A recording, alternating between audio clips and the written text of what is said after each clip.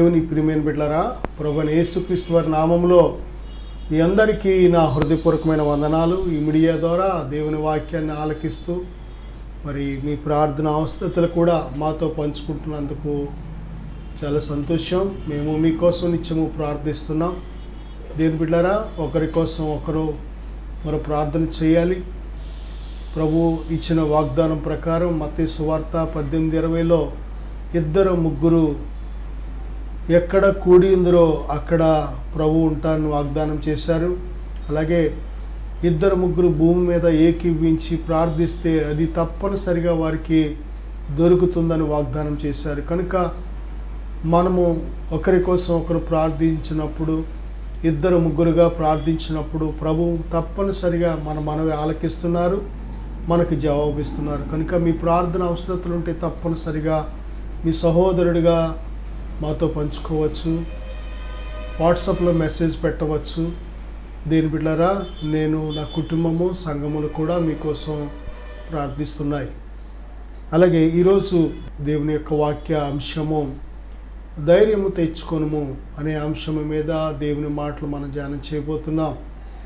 ప్రియ బిడ్డలారా, దేవుని వాక్యానికి వెళ్ళే ముందుగా చిన్న ప్రార్థన చేసుకొని దేవుని ఆత్మ సహాయాన్ని మనం కోరుకుందాం.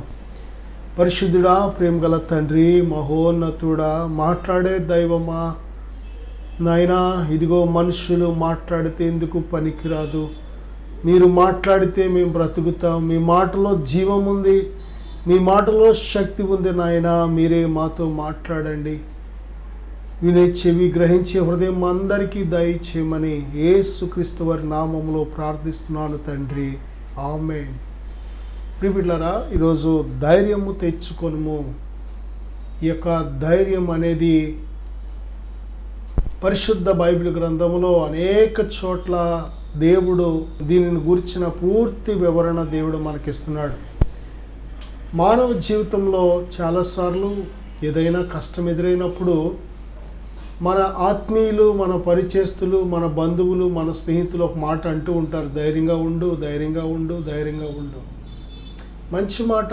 ధైర్యంగా ఉండు అంటే ధైర్యం రాదు, కానీ ఆ మాట మనం కామన్గా సహజంగా అలవాటైన ఒక మాటగా వాడుతూ ఉంటాం. ధైర్యంగా ఉండు, ధైర్యంగా ఉండు, ధైర్యంగా ఉండు. కానీ ధైర్యంగా ఉండు అన్నంత మాత్రాన ధైర్యం రాదు. దేనిని బట్టి ధైర్యం వస్తుంది? ధైర్యాన్ని ఇచ్చే కొన్ని ప్రత్యేకమైన విషయాలు ఉన్నాయి. మనను ధైర్యవంతులుగా సిద్ధపరిచే కొన్ని ప్రత్యేకమైన సంఘటనలు ఉన్నాయి. మనం తెలుసుకోవలసిన ప్రత్యేకమైన కొన్ని సత్యాలు ఉన్నాయి. అవి ఎప్పుడైతే మనం తెలుసుకుంటామో, వాటిని మనం విశ్వసిస్తామో, వాటిని మనం పొందుకుంటున్నాం, అప్పుడు మాత్రమే ఈ ధైర్యం అనేది మనం పొందుకుంటున్నాం. దేని బిడ్డారా, ధైర్యం కావాలి. ఈ భూమి మీద ఒక మానవుడు విశ్వాసిగా మారిన తర్వాత దేవుని కోసం బ్రతుకుచున్న ప్రతి అడుగు కూడా మనకు తప్పనిసరిగా ఈ ధైర్యం అనేది అవసరం. ప్రభువైన యేసుక్రీస్తు వారి శిష్యులు యేసయ్యతో ఉన్నప్పుడు వారు ఎలాగున్నారంటే పిరికివారిగా ఉన్నారు.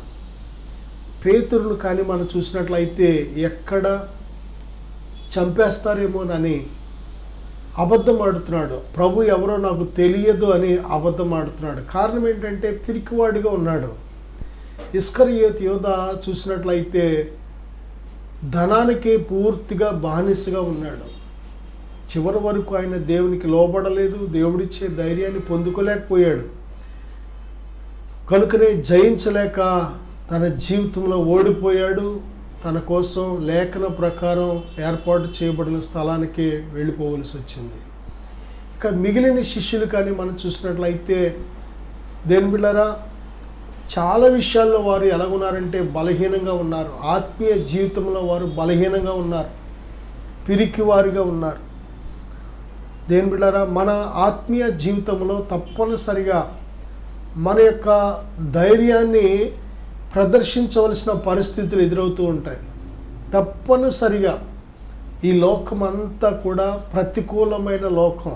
ఈ లోకంలో ఒక విశ్వాసి జీవించడానికి అనుకూలమైన వాతావరణం కాదు. ఒక పరిశుద్ధురాలు జీవించడానికి అనుకూలమైన వాతావరణం కాదు. ఒక నీతిమంతురాలు జీవించడానికి అనుకూలమైన వాతావరణం కాదు. దేవుని యందు భయభక్తులు కలిగిన ఒక వ్యక్తి జీవించడానికి అనుకూలమైన వాతావరణం కాదు. ఈ భూమి అంతా కూడా, ఈ లోకము దాని యొక్క అధికారం అంతా కూడా ఎవరి చేతిలో ఉందంటే శత్రువైన సాతాను చేతిలో ఉంది. ఎందుకంటే మనమే పాపము చేయటం ద్వారా శత్రువైన సాతానికి స్వాధీనపరిచాం. అందుకే వాడు ప్రభు దగ్గరికి వచ్చి, నువ్వు సాగిలపడి నాకు నమస్కరించిన ఎడల ఈ లోక రాజ్యాలు వాటి మహిమ నీకు ఇస్తాను, ఎందుకంటే అది నాకు అప్పగించబడి ఉంది అని అంటున్నాడు. దేవుడు అప్పగించకుండా దేవుడు మానవుడికి ఇచ్చిన ఈ అధికారము, ఈ మహిమ, ఈ ఘనత సాతాను చేతికి ఎలాగ వెళ్ళింది అంటే, వాడు చేసిన మోసం, మనలను మోసపరిచి శత్రువైన సాతాను మనము అనుభవించవలసిన భోగాన్ని వాడు లాక్కొని మనకు ఎరగా చూపిస్తున్నాడు. వాడు తప్పుడు పనులు చేస్తే వాడు మనకి ఇస్తానని, ఈ లోక రాజ్యాలు వాటి మహిమను ఇస్తానని మనకు ఎర్రగా చూపెడుతున్నాడు. దేని బిడ్డారా, ఆదికాండం 1వ అధ్యాయం 28వ వచనంలో కనుక చూసినట్లయితే, దేవుడు ఈ భూమి మీద సంపూర్ణమైన ఆధిపత్యాన్ని, అధికారాన్ని దేవుడు మనకిచ్చాడు.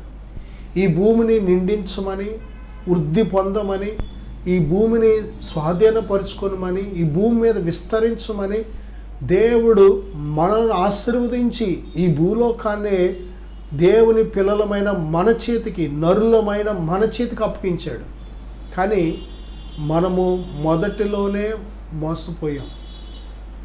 శత్రువైన సాతాను చెప్పిన అబద్ధాలకు దేని బిడ్డ లొంగిపోవడం వల్ల, వాడు చేయమన్న పాపిష్టి పనులు చేయడం వల్ల దేవుడు మనకిచ్చిన మంచి ఉన్నతమైన అధికారాన్ని, మహిమను, ఘనతను పోగొట్టేసుకున్నాం. కానీ దేవుడు మనల్ని ప్రేమిస్తున్నాడు, మనను చాలా ప్రేమిస్తున్నాడు. అందుకే మనల్ని విడిచిపెట్టలేదు. అంతేకాదు దేని బిడ్డారా, మనం పోగొట్టుకున్నదంతా మళ్ళీ తిరిగి శత్రువు చేతుల నుంచి మనకు దయచేస్తున్నాడు. దేని బిడ్డారా, ఆ రోజు ఏ నిత్య జీవ వృక్ష ఫలాలు తినకుండా నిత్య జీవాన్ని మనం పోగొట్టుకున్నాము, అదే నిత్య జీవాన్ని ప్రభువైన యేసుక్రీస్తు వారి ద్వారా తిరిగి దేవుడు మనకు దయచేస్తున్నాడు.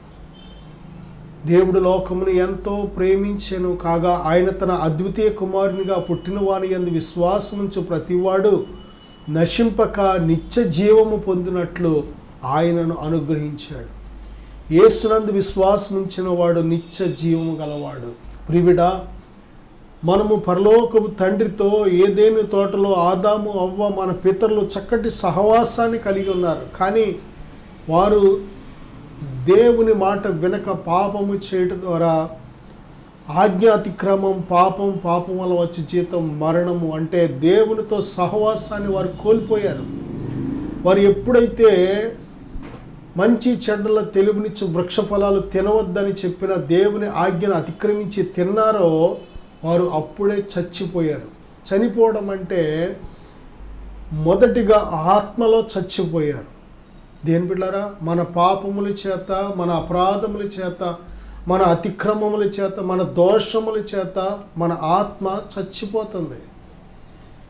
ప్రియుడ, దేవునికి మనకు ఉన్న గొప్ప సహవాసాన్ని పోగొట్టుకుంటున్నాం.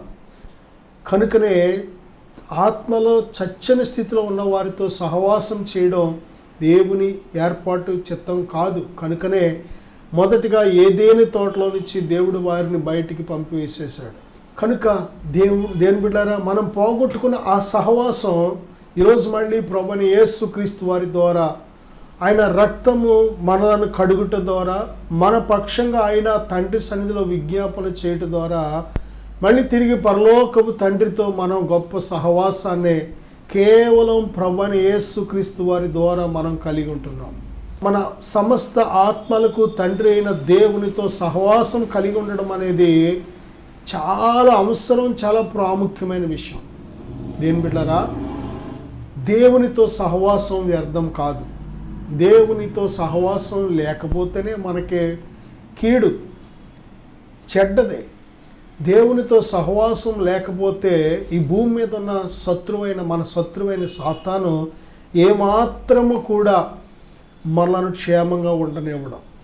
అందుకే ఈ భూలోకం అంతా కూడా దేవుని పిల్లలకు డేంజర్ జోన్. అది ఈ డేంజర్ జోన్లో ఒక వ్యక్తి క్షేమంగా ఉండాలి అంటే తప్పనిసరిగా దేవుని యొక్క కాపుదల, భద్రత, దేవుని యొక్క సహాయము, దేవుని ఆలోచన, దేవుని నడిపింపు తప్పనిసరిగా కావాలి.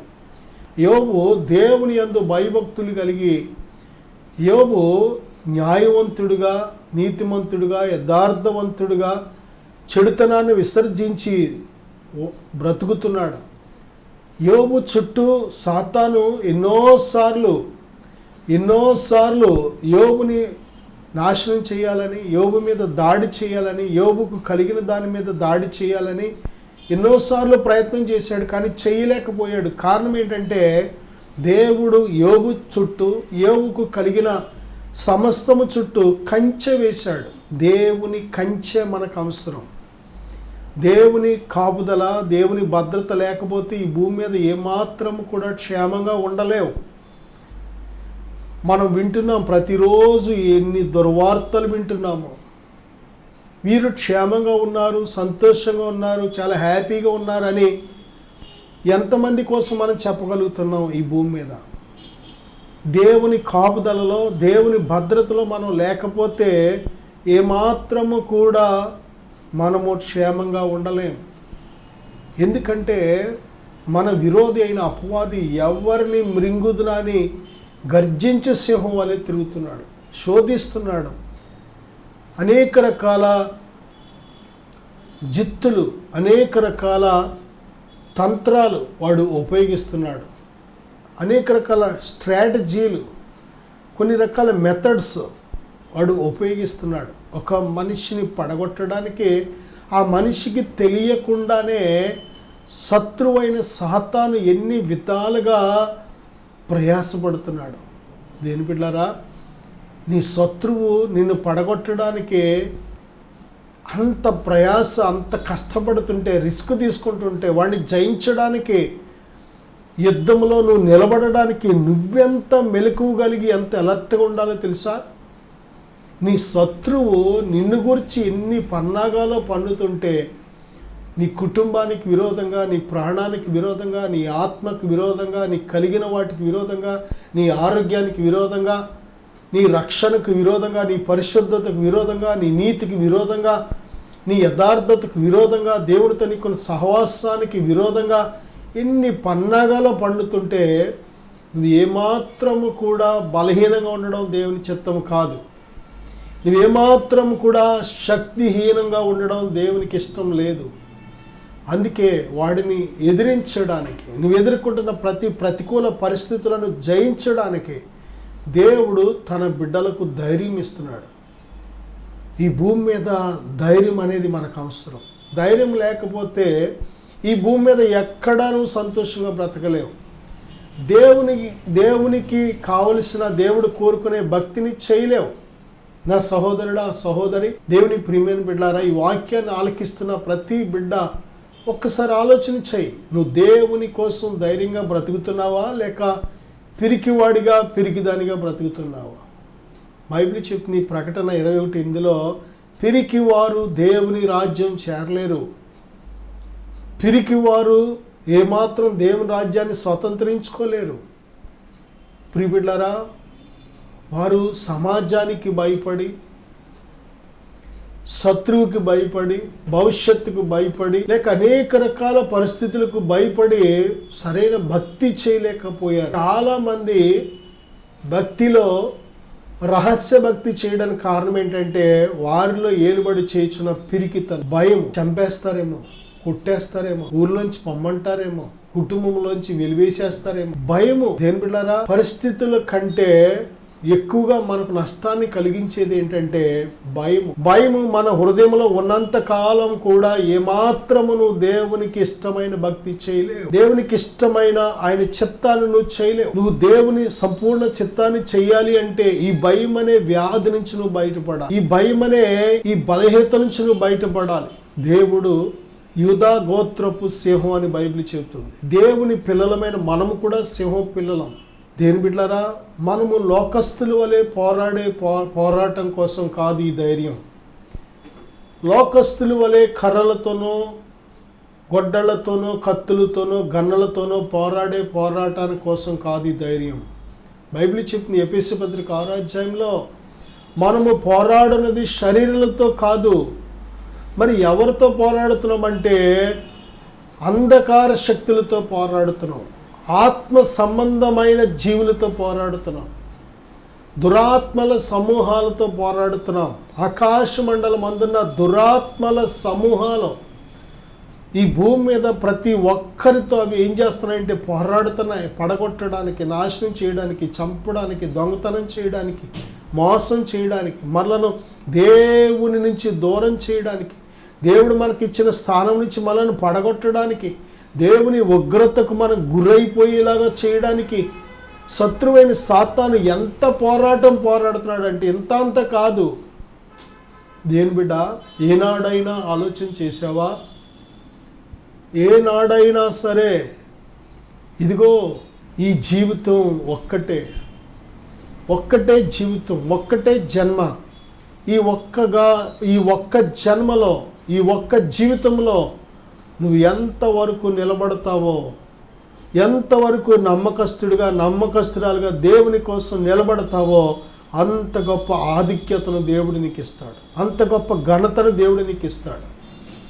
ప్రియబిడ్డ, బైబిల్లో మనం చూసినట్లయితే సమూయేలు మొదటి గ్రంథం 30వ అధ్యాయం 6వ వచనంలో, అలాగే దెస్సలోనికీయులకు రాసిన మొదటి పత్రిక 2వ అధ్యాయం 2వ వచనంలో కూడా మనం చూస్తే, తన దేవుడైన యెహోవాను బట్టి ధైర్యము తెచ్చుకొనెను. దావీదు తన జీవితంలో ఎన్నో భయపడే పరిస్థితులు ఎదురవుతున్నప్పుడు ఏం చేశాడు అంటే దేవునిని బట్టి ధైర్యం తెచ్చుకున్నాడు. ఈ లోకంలో ధైర్యాన్ని ఉత్పత్తి చేసే ఒకే ఒక్క ఆయన ఎవరంటే మనలను సృజించిన మన పరలోకపు దేవుడైన సర్వశక్తిమంతుడు. దేవుడు సర్వశక్తిమంతుడు, ఆయనకు అసాధ్యమైనది ఏమీ లేదు.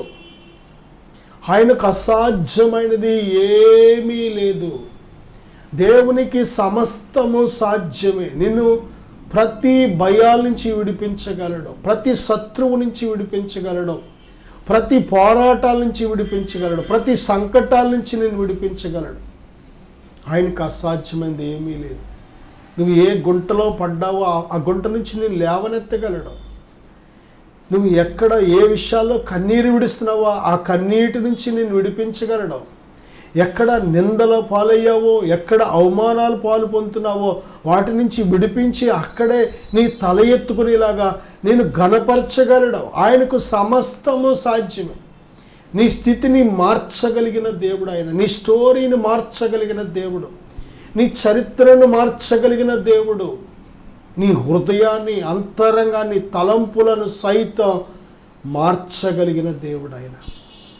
కేవలం విశ్వాసము ద్వారా మనం దేవునిని బట్టి ధైర్యం తెచ్చుకోవాలి. విశ్వాసం అనేది ఒక పైప్ లాంటిది. నీరు మనం దేని బిడ్డారా నీటిని సప్లై చేయడానికి పైప్ అనేది వాడుతూ ఉంటాం, కరెంటుని సప్లై చేయడానికి వైర్ వాడుతూ ఉంటాం. అలాగే ధైర్యాన్ని దేవుడు మనకు సప్లై చేయడానికి వాడుతున్న ఒక పనిముట్టు ఏంటంటే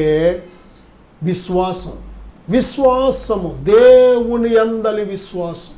దేవునిని బట్టి నువ్వు ధైర్యం తెచ్చుకోవచ్చు. దేవుడు ఉచితంగా సప్లై చేస్తున్నాడు. దేవుడిచ్చే ధైర్యానికి నువ్వు వెల చెల్లించవలసిన పని లేదు. భయపడకు నా సహోదరుడా, సహోదరి. అన్ని పరిస్థితుల్లో దేవుని బిడ్డవైన నీవు ధైర్యంగా ఉండాలని దేవుడు ఆశపడుతున్నాడు. దేవునిని బట్టి ధైర్యం, దేవుని గురించి ఎప్పుడు నువ్వు తెలుసుకుంటావో, ఎంతగా తెలుసుకుంటావో, దేవుని యందు నువ్వు ఎంతగా విశ్వాసం ఉంచగలుగుతావో అంతవరకు ధైర్యం అనేది నీ లోపల ప్రవహిస్తూ ఉంటుంది. మన హృదయాలకు కావలసిన దేవుని ధైర్యం, దేవుడిచ్చే ధైర్యం. ఈ లోకంలో పరిస్థితులు, గాలి, వాన, వరద ఉంటాయి, భూకంపం ఉంటుంది. ఒక ఇల్లు కట్టామంటే అది ఎన్ని పరిస్థితులను జయించాలో తెలుసా? గాలి, బలమైన గాలి వీస్తున్నప్పుడు చెట్లు, పెద్ద పెద్ద చెట్లు పడిపోతూ ఉంటాయి. మనం కట్టిన భవనం పడకుండా నిలబడాలి. అది కొన్నిసార్లు వాన, ఆ వానలో నానుతుంటే కొన్ని కట్టడాలు కూలిపోతూ ఉంటాయి, నానిపోయి. కొన్నిసార్లు వరద, దేవుని బిడ్డలారా, కొన్నిసార్లు వరదలు వస్తూ ఉంటాయి. వరద అంటే మనం చూస్తూ ఉంటాం చాలాసార్లు, ఇళ్ళన్నీ కూడా పూర్తిగా మునిగిపోతూ ఉంటాయి. ఆ మునిగిపోయినప్పుడు ఆ ఇల్లు పూర్తిగా శిథిలమైపోతూ ఉంటుంది. ఇంట్లో ఉన్న వస్తువులు ఎలాగో పోతాయి, కానీ ఆ ఇల్లు కూడా ఏమవుతుందంటే కొన్ని రోజులు ఆ నీటిలో నానడం వల్ల పునాదులు సైతం మొత్తం భూమిలోకి దిగిపోతూ ఉంటాయి. నీటి వల్ల, వరద వల్ల ఆ యొక్క భూమి అంతా ఎప్పుడైతే మెత్తబడిపోయిందో ఆ ఇంటి బరువు ఆపలేక అలాగా బిల్డింగ్ అంతా దిగిపోతూ ఉంటుంది, లేక వాలిపోతూ ఉంటుంది, పడిపోతూ ఉంటుంది. తర్వాత మనం నివాసం చేయడానికి ఏమాత్రం యోగ్యంగా ఉండదు. అది కొన్నిసార్లు భూకంపాలు కూడా ఎలాంటి ఇల్లునైనా సరే పడగొట్టేస్తూ ఉంటాయి.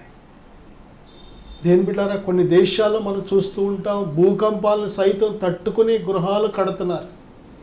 నిజమే, మన జీవితం నిలబడాలి. వాన లాంటి పరిస్థితులు వచ్చినా, గాలి లాంటి పరిస్థితులు వచ్చినా, వరద లాంటి పరిస్థితులు వచ్చినా, చివరికి భూకంపం లాంటి పరిస్థితులు వచ్చినా సరే నువ్వు నిలబడాలి ఈ భూమి మీద. దేవుడు నేను పిలిచే వరకు నీ సమయం, దేవుడు భూమి మీద ఎంతకాలమో జీవించాలని దేవుడిచ్చాడు అంతవరకు నీ కాలం నువ్వు సంపూర్ణంగా భూమి మీద దీర్ఘాయుష్మంతుడిగా జీవించాలి అంటే తప్పనిసరిగా ఈ ధైర్యాన్ని నువ్వు ధరించుకోవాలి. ధైర్యం లేకపోతే, పిరికితనం హృదయంలోకి వచ్చిందంటే ఆ పిరికితనమే మన కాలానికి ముందుగా మనల్ని తీసుకెళ్ళిపోతూ ఉంటుంది. ఒకడు బ్రతికినా సరే బ్రతికినంత కాలం కూడా నెమ్మది లేకుండా, సంతోషం లేకుండా బ్రతుకుతూ ఉంటాం. దావీదు తన దేవుడైన యెహోవాని బట్టి ధైర్యం తెచ్చుకున్నాడు. కీర్తన 27వ అధ్యాయం 13-14 వచనాల్లో చూస్తే యెహోవా కొరకు కనిపెట్టుకొని ఉండుమని బైబిల్ చెప్తుంది. దేవుని కొరకు నువ్వు కనిపెట్టుకుంటే తప్పనిసరిగా ధైర్యం అనేది నీకు అందుతుంది. దేవుని కోసం కనిపెట్టుకోవాలి. మనకు వస్తున్న సమస్యలు దేవుని దగ్గర తీసుకురావాలి. మనకు వస్తున్న సమస్యలు దేవునితో చెప్పాలి. మనకు వస్తున్న సమస్యలకు దేవుడిచ్చే ఆలోచన ఏంటి, దేవుడిచ్చే జవాబు ఏంటని కనుగొని ఆయన చేయమన్న పని మనం చేయాలి. అంతేకాదు, ఆయన జవాబు ఇచ్చే వరకు ఆయన సన్నిధిలో కనిపెట్టుకునే వారిగా మనం ఉండాలి. మన సొంత ప్రయత్నం, మన సొంత జ్ఞానం, మన సొంత శక్తి చేత మనం ముందుకు వెళ్ళినట్లయితే ఇంకా ఇంకా ఇంకా రిస్కులో పడుతూ ఉంటాం. కానీ మనల్ని విడిపించే దేవునికి ఎప్పుడైతే మనం అవకాశం ఇస్తామో దేవుడు అతి సులువుగా, ఆయన సమయం చాలా విలువైనది.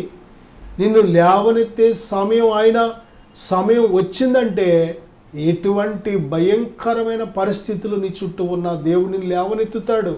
దేవుని బిడ్డ, నా సహోదరుడా, సహోదరి, పరిస్థితులను చూసి భయపడకో, పరిస్థితులను చూసి కృంగిపోకో, పరిస్థితులను చూసి ఏడవకో, పరిస్థితులను చూసి బెదిరిపోవద్దు, పరిస్థితులను చూసి పారిపోవద్దు.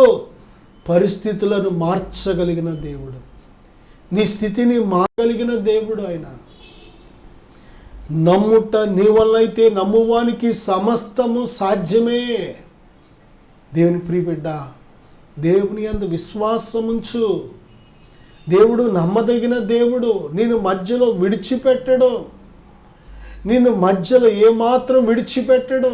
ఆయన నమ్ముకొనదగిన సహాయకుడు.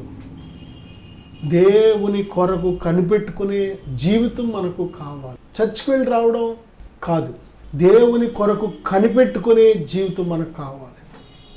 దేవుడు జవాబిచ్చే వరకు ఆయన సన్నిధిలో మొర్ర పెట్టాలి. దేవుని యందు పూర్తి విశ్వాసం ఉంచాలి. దేవుని యందు పూర్తి విశ్వాసం ఉంచాలి. విశ్వసిస్తే నువ్వు కలవరపడవు. దేవుని విశ్వసించినట్లయితే ఏమాత్రము నువ్వు భయపడవు. ఎందుకంటే ప్రభు జవాబిస్తున్నాడు కనుక. దేని బిడ్డ, పరిస్థితులు చాలాసార్లు మన చేయి దాటిపోతూ ఉంటాయి. ఇక మనం ఏమీ చేయలేని పరిస్థితులు.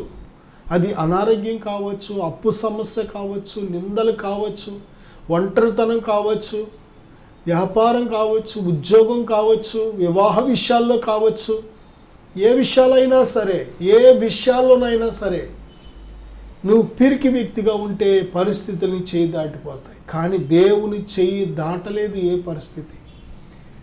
దేవునికి సమస్తము సాధ్యమే. ఆయన ప్రతి పరిస్థితిని కూడా చక్కబెట్టగలడు ఆయన. దేని బిడ్డ, 2 మాటలు మనం చెప్పుకున్నాం ఈ వర్తమానంలో. దేవునిని బట్టి ధైర్యము తెచ్చుకోవాలి.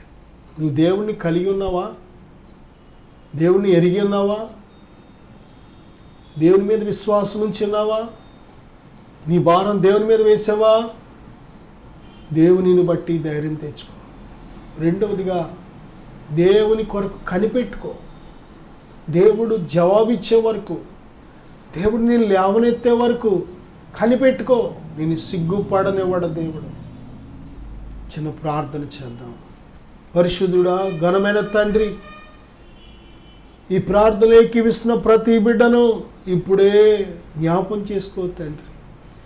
వారు పడిన స్థితి నుంచి లేవనెత్తండి ప్రభువా. ప్రభువా, వారి సంకటాలు కుదర్చండి నాయన. మీ నామములో వారి స్థితి మార్చబడునుగాక. వారు పడిన స్థితి నుంచి లేవనెత్తబడునుగాకని ప్రార్థిస్తున్నాను. వారి కన్నీరు తొడవబడునుగాకని ప్రార్థిస్తున్నాను. నీ బిడ్డల జీవితంలో ప్రతి ప్రతికూల పరిస్థితులు అనుకూలంగా మార్చబడునుగాకని ప్రార్థిస్తున్నాను తండ్రి. ప్రార్థనలు ఏకీవిస్తున్న ప్రతి బిడ్డకు విరోధంగా ఉన్న ప్రతి విధమైన అపవాది వాడి క్రియలు లయమైపోవునుగాకని ప్రార్థిస్తున్నాను. బలపరచండి. మీ సంపూర్ణ చిత్తాన్ని బిడ్డలు గ్రహించి మీ చేయి పట్టుకొని మీతో నడుచుటకు కృప దయచేయమని యేసు నామములో ప్రార్థిస్తున్నాను తండ్రి. ఆమేన్. God bless you.